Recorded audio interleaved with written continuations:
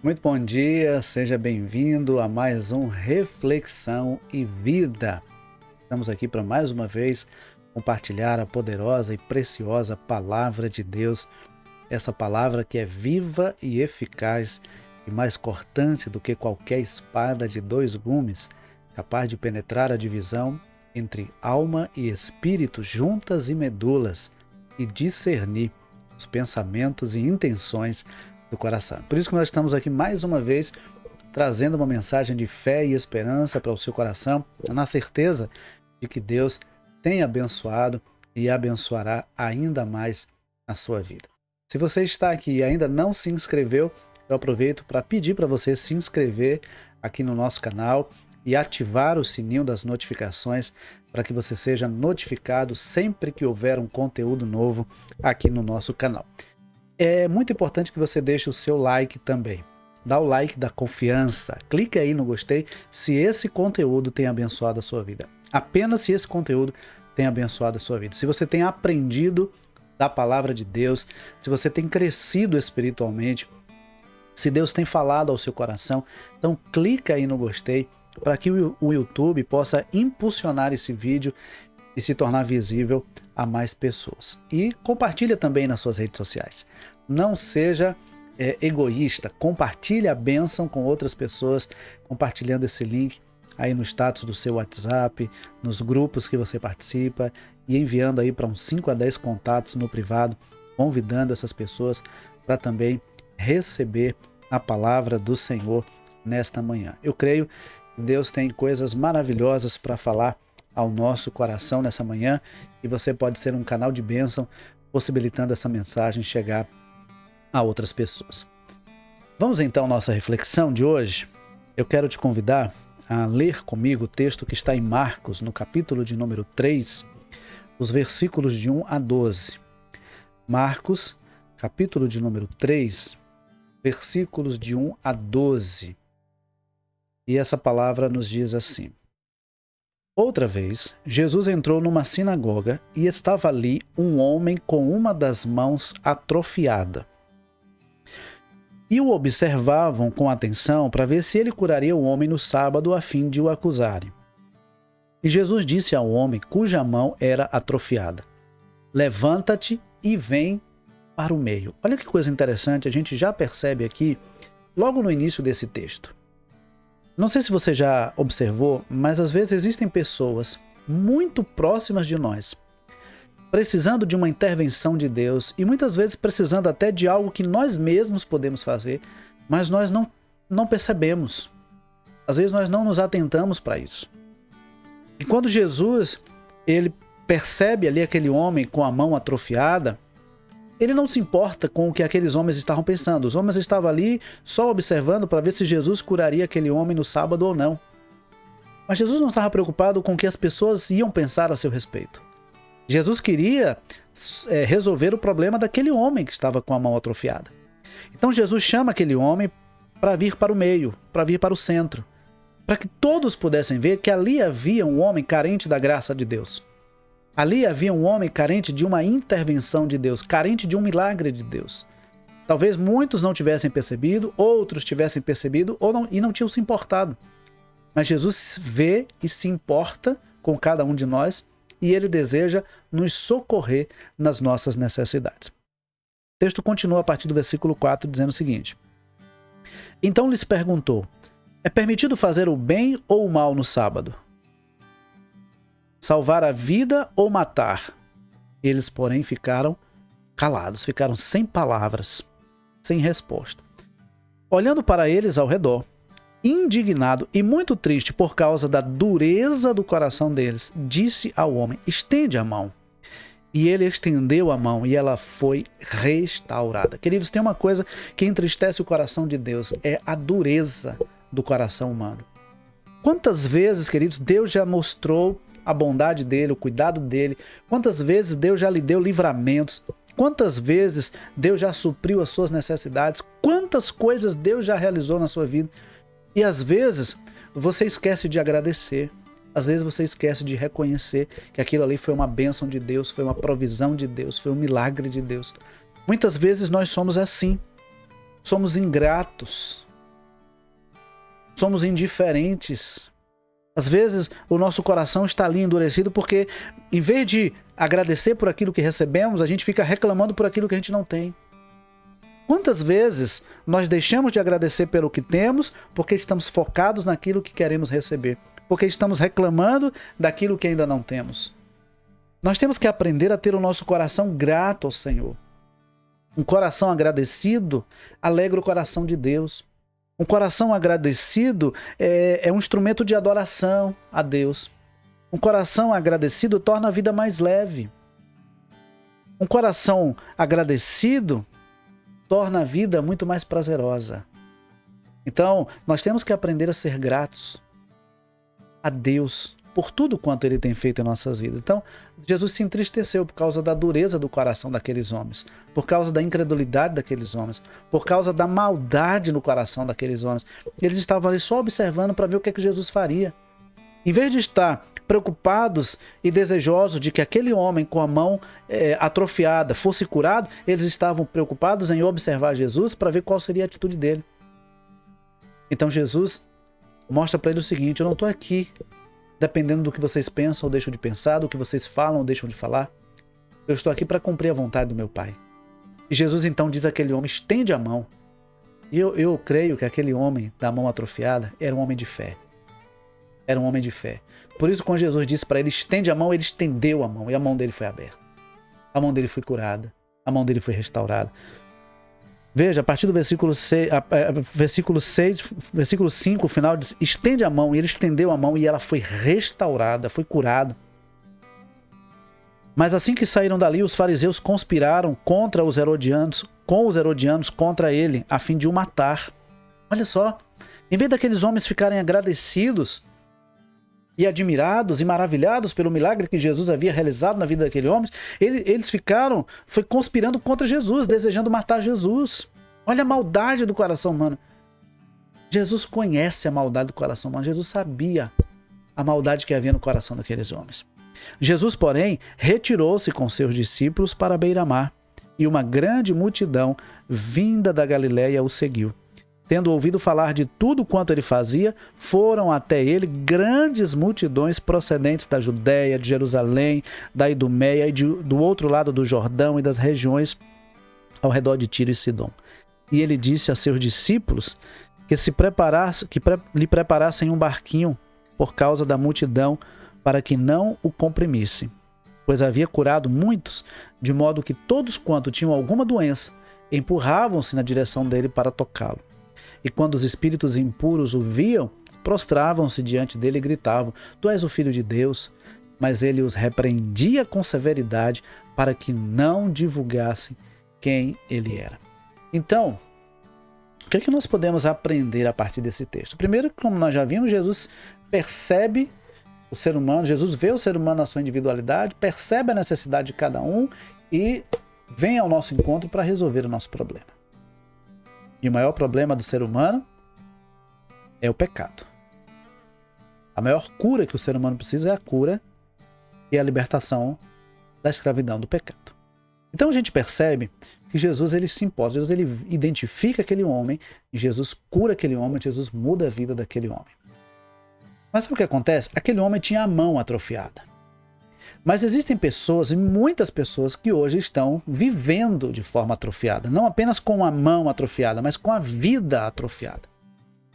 E por causa, muitas vezes, dessa atrofia, às vezes a pessoa vive de uma forma aquém daquilo que Deus deseja. Deus não quer que vivamos de forma estagnada, de forma atrofiada, de forma mesquinha, de forma presa, não. Deus quer que nós façamos a vontade dEle, que nós vivamos para a glória dEle, que nós desfrutemos da presença e da bênção dEle sobre as nossas vidas. E Jesus ele tem um milagre que a gente precisa. O milagre que aquele homem precisava era o milagre da cura da sua mão. Eu creio que aquele homem já era um homem temente a Deus. Era um homem temente a Deus, porque quando Jesus manda ele estender a mão, ele estende a mão. Ele crê no poder de Jesus, ele obedece a Jesus, ele estende a mão e tem a mão curada. Ele era um homem de fé. Mas sabe o que acontece? Aquele homem era um homem de fé. Ele já cria em Deus, já era temente a Deus. Mas ele tinha uma limitação. Poderia viver com aquela limitação? Poderia. Mas Jesus queria curá-lo e Jesus o curou. E sabe, Jesus ele tem um milagre que a gente precisa. Só que a gente precisa entender o seguinte: nós precisamos reconhecer qual é a nossa necessidade. Nós precisamos reconhecer. Tem muitas pessoas que não têm coragem de reconhecer as suas limitações, as suas atrofias. Alguns por causa da vergonha, outros por medo, outros ainda por causa do orgulho. Mas a vergonha, o medo e o orgulho, eles dificultam às vezes a pessoa de receber a cura e a restauração que ela precisa na sua vida. Às vezes a pessoa está ali com um comportamento, com um hábito, com uma mania que impede essa pessoa de desfrutar plenamente da presença de Deus. Mas a pessoa não tem coragem de reconhecer que precisa de ajuda e prefere continuar vivendo escrava daquela situação. Então, o que nós precisamos fazer é o seguinte: é confessar as nossas fraquezas, é nos aproximar de Deus com o nosso coração contrito, com o nosso coração quebrantado e com o desejo de ser transformado, de ser curado, de ser restaurado pelo Senhor. Aquele homem da mão atrofiada estava lá na sinagoga. E quantas pessoas também estão dentro da igreja, mas estão com a sua vida atrofiada, com a sua vida ressequida, com a sua vida estagnada, mas não têm a coragem de se submeter ao tratamento e continuam vivendo o sofrimento e a amargura causados por aquela atrofia, por aquela limitação, por aquela fraqueza. Então, para que a cura e a restauração aconteça, é necessário reconhecer a nossa fraqueza, nossa limitação, de repente o nosso pecado, aquilo que está nos impedindo de crescer. Reconhecer. Não basta ir à igreja. É preciso reconhecer aquilo que nós precisamos de Deus. A intervenção que nós precisamos, o milagre que nós precisamos. De repente você já tentou se libertar disso. Você já tentou se ver livre dessa situação e não está conseguindo. Então sabe o que você precisa fazer? É ir até Jesus. Você precisa ir até Jesus. Nós vemos nos versículos 7 a 11 e muitas pessoas iam até Jesus porque elas sabiam que Jesus podia mudar a sua vida. Elas sabiam que Jesus tinha a cura que elas precisavam, a libertação que elas precisavam. Por isso que muitos enfermos, muitos endemoniados, muitos aprisionados, muitos iam até Jesus e Jesus os curava, os libertava, os transformava. Porque Jesus deseja mudar a vida do ser humano e mudar por completo. Corpo, alma e espírito. Não é mudar apenas uma área ou apenas um aspecto da nossa vida. Ele se preocupa com cada ser humano na sua individualidade. E uma coisa interessante que demonstra essa preocupação de Jesus é que ele quer que nós vivamos em comunidade. Ele não quer que nós vivamos sozinhos. Ele não quer que nós vivamos isolados. Por isso que no versículo 3, ele chama aquele homem para o centro, para o meio, para que todos pudessem ver aquele homem. Talvez muitos sequer soubessem que aquele homem estava ali e tinha uma mão atrofiada. Quantas pessoas, como eu disse lá no início, estão do nosso lado, mas que a gente não sabe o que ela está precisando. E lá em Atos capítulo 2, nós vemos uma atitude muito bonita na igreja primitiva. O texto diz que eles tinham tudo em comum. E ter tudo em comum ali não era apenas no sentido material, mas é quando um tinha um problema, ele compartilhava aquele problema e um outro ajudava a solucionar aquele problema. Se ele estava passando por uma dificuldade, ele compartilhava a sua dificuldade com alguém e aquela pessoa ajudava a resolver aquela dificuldade. Então a igreja é um ambiente para isso, para que nós possamos, como corpo de Cristo e como servos do Senhor, ajudar uns aos outros. Deus não nos criou para vivermos isoladamente. Deus não nos criou para vivermos sozinhos. Por isso que desde lá no Éden, a Bíblia diz que Deus olhou e viu que não era bom que o homem estivesse só. Não era apenas no sentido conjugal, não. Todos os animais têm lá o seu par e o homem está aí sozinho, eu vou criar um par para ele. Não é só nesse sentido, não. É porque Deus realmente não queria que nós vivêssemos sozinhos, isolados. Porque a solidão dói. E às vezes, não é nem apenas a solidão, mas às vezes o próprio orgulho. Tem pessoas que vivem sozinhas porque são orgulhosas. Tem pessoas que vivem sozinhas por falta de opção. Porque as pessoas excluem, porque as pessoas não dão o valor, não dão a atenção que ela precisa. às vezes porque não tem a mesma condição econômica, às vezes porque não tem a mesma facilidade de falar, de se comunicar e tudo mais. Então, às vezes a pessoa fica ali, mais isolada. Mas tem pessoas que vivem sozinhas por opção, escolhem viver sozinhas, são orgulhosas, são arrogantes, presunçosas. E tem pessoas que também vivem sozinhas, às vezes porque são muito chatas. Eu sei que não é o caso de ninguém que está me assistindo nesse momento. Mas tem pessoas que são cri-cri demais, são exigentes demais, reclamam demais, nunca percebem o lado bom da vida, é só reclamando o tempo todo, é só murmurando o tempo todo, é só lamentando o tempo todo. E ninguém consegue ficar muito tempo do lado de alguém que só vive reclamando, murmurando, lamentando o tempo todo. A gente precisa olhar o lado bom da vida. A gente precisa ver as coisas boas que Deus tem realizado na nossa vida e reconhecer. Então, queridos, nós vemos nesse texto que Jesus curou a mão daquele homem. Jesus curou a mão daquele homem e curou também muitas outras pessoas das suas limitações. E eu pergunto para você nessa manhã, qual é a cura que você está precisando de Jesus? Qual é a área da sua vida que você está precisando que Jesus realize um milagre? Qual é a área da sua vida que está atrofiada, limitada? Qual é a área da sua vida que não está desenvolvendo, deslanchando? É a área sentimental? É a área profissional? É a área emocional?